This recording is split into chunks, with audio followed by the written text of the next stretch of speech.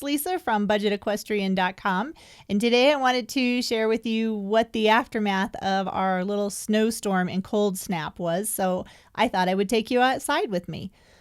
The first thing I need to do is get dressed to go outside. So I put on my winter snow boots, which are waterproof. Then I put on a heavy flannel shirt. Then I put on my winter coat, which used to be my good coat, but now it's my barn coat. Grab some horse snacks and put on my sub-zero gloves because it is like 5 degrees below zero outside right now. So I need to make sure I'm warm. So now heading outside, this is our backyard. That's Mufasa playing in the snow. There's not really a lot of snow, but the thing that made this snowstorm more intense was the cold. So the night before I actually filmed this video, it was negative 15 degrees Fahrenheit. So that was pretty darn cold. My horses did really well being outside, and they had their blankets on and they were absolutely fine. When I got up to feed them this morning, they didn't even have icicles on their noses, so that made me really happy. So they've already had their breakfast, and now it's time for them to go play around in their pasture because they've been cooped up for 24 hours. So they get a little antsy and they get a little hyper. So I like to make sure that they still have some turnout when it's a beautiful day like it is right now, even though it's about 5 degrees below zero. But when I turn them out in the mornings, I always take their blankets off unless it's raining or snowing. And if it's raining or snowing, then I don't turn them out. But whenever I'm getting ready to turn them out, I always take their blankets off. They've already had their breakfast, so now they are ready to go and play. But of course, first they have to have their treats before they get their blankets taken off. Probably something I shouldn't do all of the time, and I try not to, but it's just so hard not to give them treats because I love them. They're my ponies. That's Ethan. He's got to put his face into everything. Maybe that's why he gets into so much mischief. So the first one I'm going to see today is Frisbee. And taking Frisbee's blanket off, I'm basically doing opposite of how I put it on. I'm undoing the front straps, then I'm going to undo the tummy straps, and then I'm going to undo the back leg straps. I don't think I quite did it like that though. I think I did the front, then the leg straps, then I'm doing the tummy straps. Then I just kind of put the blanket out of the way, and I don't turn one out and then not the other one, because then one of them, if I turned Frisbee out and not Ethan would be a maniac. So I like to do everything at the same time and keep it equal. Now, Ethan has a new injury to his other back leg that I have to put a dressing on.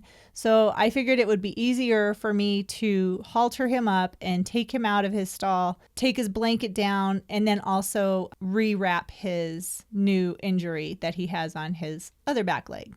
So now we're 3 for 4 legs. He's got one leg left that he has not hurt, and I'm totally jinxing myself by saying that.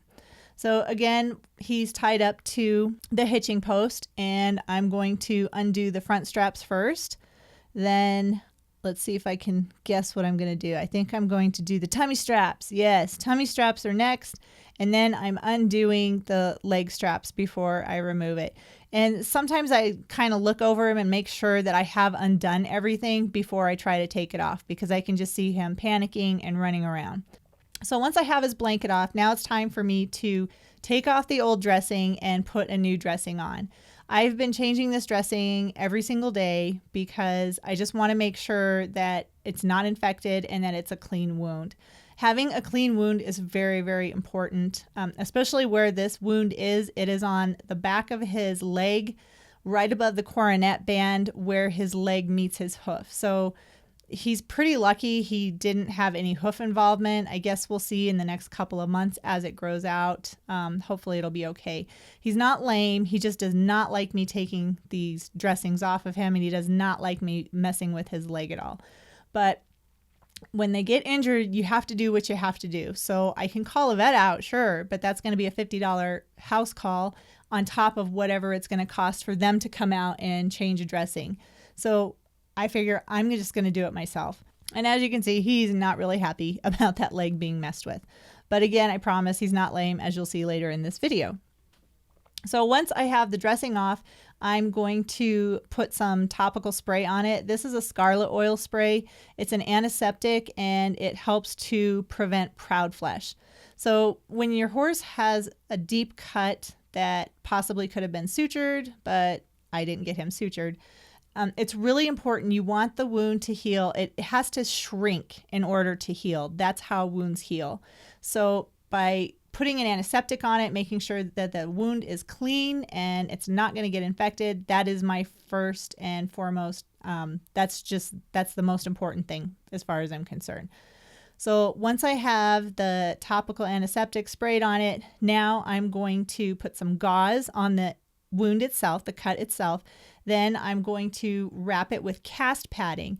So when I put the cast padding over it, that makes it so I can wrap the vet wrap a little bit tighter without putting too much pressure and too much compression on his foot, because I don't want to cut off the circulation. Circulation is very important, and vet wrap, if you do it too tight, it can actually cut off the circulation. When I'm wrapping his leg, I'm actually also wrapping the dressing on the bottom side of his foot. I don't want the dressing to come up and slide up, which it would if I just put it just down to where his hoof meets his leg. So I'm actually wrapping it underneath his hoof and pulling it a little bit tighter, again, applying some pressure. And after I have the vet wrap on, then I'm wrapping it with an elastic tape. So this tape it stretches. So you have to be careful that you don't get it too tight. Again, you don't want to cut off circulation. And then his leg is ready to go and he can go play. So I just wanted to show you what the barn and the water tank look like. The water tank is still free of ice and their stalls are still pretty deeply bedded. And now it's time for the ponies to go play. And they are going to run around and be silly little ponies.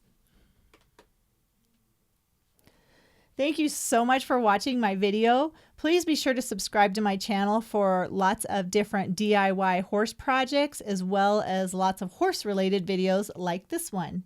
I release new videos every Monday, Wednesday, and Friday, and sometimes on Saturdays as well.